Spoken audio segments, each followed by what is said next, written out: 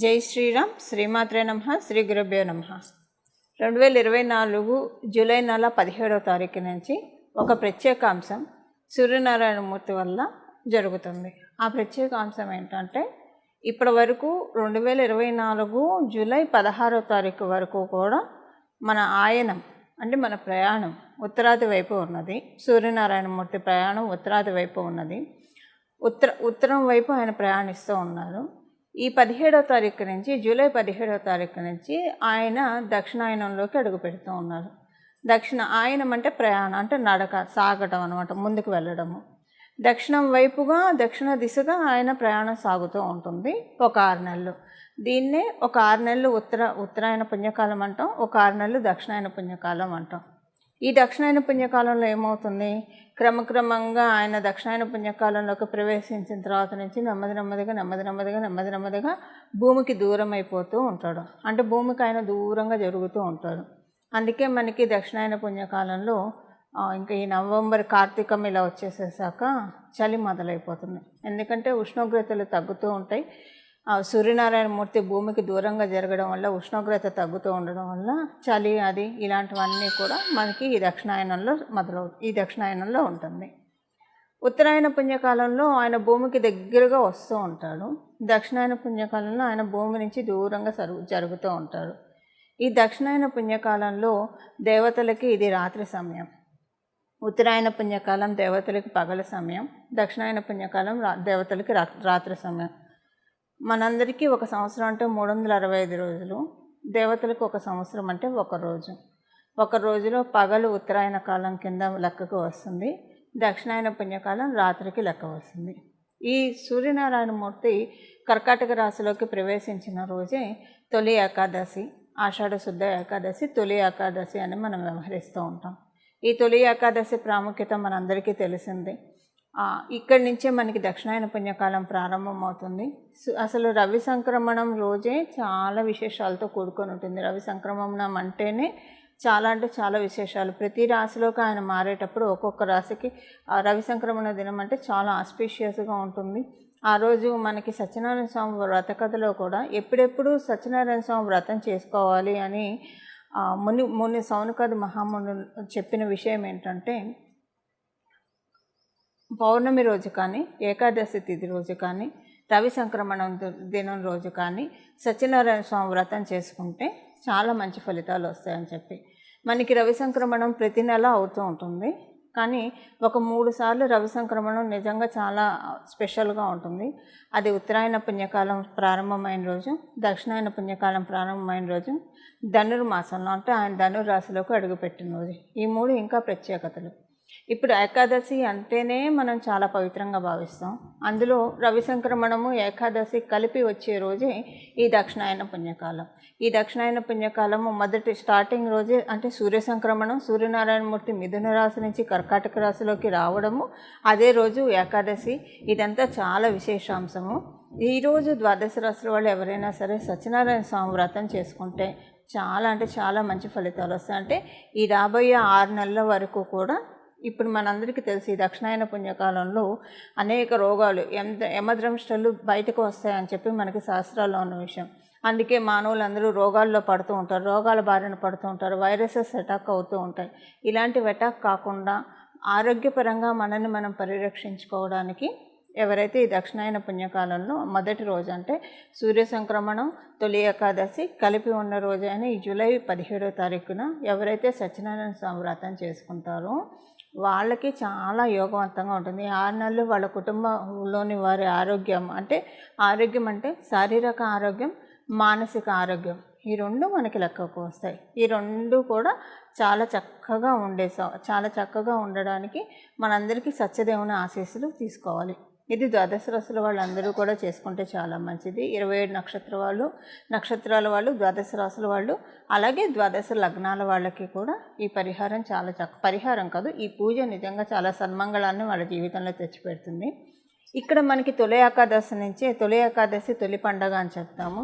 ఈ తొలి ఏకాదశి నుంచి మనకి పండగలన్నీ మొదలవుతూ ఉంటాయి. ఇంకా ఈ తొలి ఆషాఢ శుద్ధ ఏకాదశి నుంచి ఇంకా తర్వాత మనకి ఆషాఢం తర్వాత శ్రావణం వస్తుంది. శ్రావణం తర్వాత భాద్రపదం, ఆశ్వేజం. శ్రావణంలో వరలక్ష్మి వ్రతం చేసుకుంటాం. భాద్రపదంలో శ్రావణంలో మనకి కృష్ణ జన్మాష్టమి వస్తున్నాయి. శ్రావణంలో అనేక పండుగలు ఉంటాయి.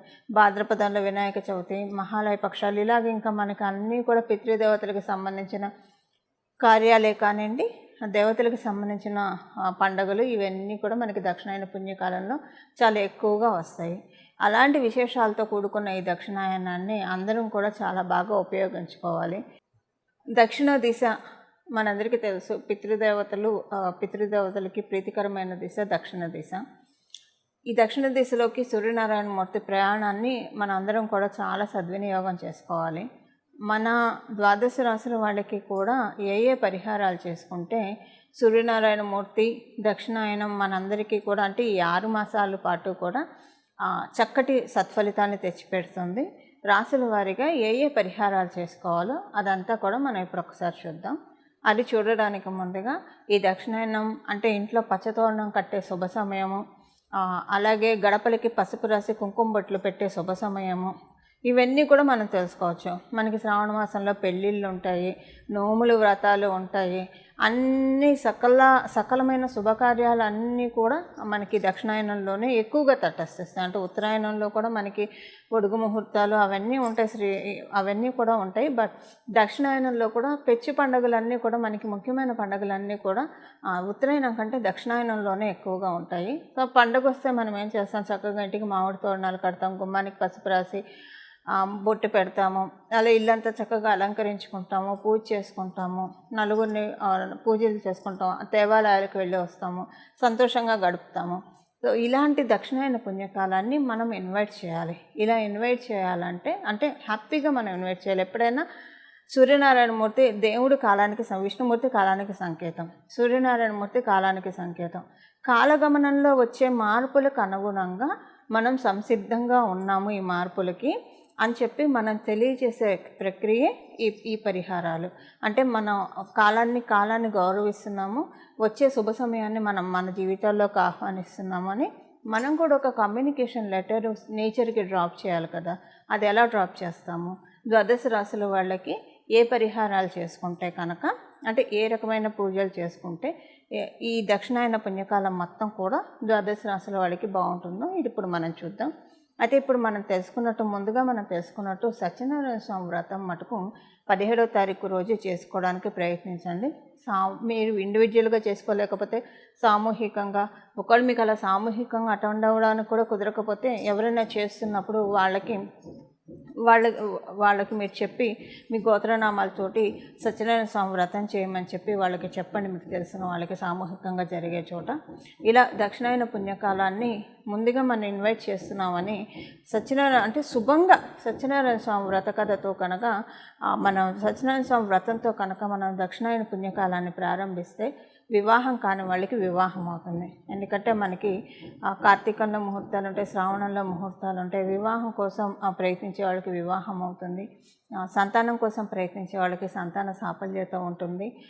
వృత్తి వ్యాపారాల్లో ఎవరైనా ఇబ్బందులు పడుతూ ఉంటే ఎదుగు బొదుగు లేక వాళ్ళకి చాలా బాగా ఉంటుంది. ఇలా ఇన్ని ప్రత్యేకతలతో కూడి ఉంది. సత్యనారాయణ స్వామి వ్రతంతో ఈ దక్షిణాయన పుణ్యకాలాన్ని మనం అందరం కూడా ఆహ్వానిద్దాము. ఇప్పుడు ఏ రాశుల వాళ్ళు ఏ పరిహారాలు చేసుకుంటే ఇంకా ఈ దక్షిణాయన పుణ్యకాలం ఇప్పుడు మనం తెలుసుకున్న సత్యనారాయణ స్వామి వ్రత కదా ప్రతి ఒక్కరికి వర్తిస్తుంది. ఇంకా ప్రత్యేకించి ద్వాదశ రాశుల వాళ్ళు మీ రాశికి తగ్గట్టు ఏ పరిహారం చేసుకుంటే బాగుంటుందో ఇప్పుడు మనం విడివిడిగా రాశుల వారీగా చూద్దాము. ఈ పరిహారము గోమాతకి సంబంధించిన పరిహారము, గోమాతకి తినిపించే ధాన్యాలకి సంబంధించిన పరిహారం ఇప్పుడు మనం తెలుసుకుందాం. ధనుసు రాశి వాళ్ళకి అదృష్టం పట్టాలంటే ధనుసు రాశి వాళ్ళు ఈ దక్షిణాయన ఒడిసి పట్టుకోవాలి. ఎలా ఒడిసి పట్టుకోవాలంటే ఇప్పుడు మనం తెలుసుకోబోయే ఈ రెమెడీతోటి ఈ పరిహారం చేస్తే కనుక అదృష్టాన్ని ఒడిసి పట్టుకున్నట్లు అవుతుంది. 5.25 కేజీలు శనగలు ఆదివారం పూట మిట్టి దగ్గర ఉన్న దేవాలయంలో కానీ, గోశాలలో కానీ, లేదా అనాథాశరణాలయంలో కానీ దక్షిణ సహితంగా దానం ఇస్తే చాలా మంచిది.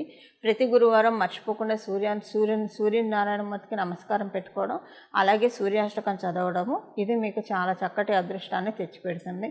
అదృష్టాన్ని కావాలి అని అనుకున్నప్పుడు డెఫినెట్గా ధనుసు రాశిలో పుట్టిన వాళ్ళు ఈ పరిహారం చేయడం వల్ల చాలా చక్కటి ఫలితాలు ఉంటాయి.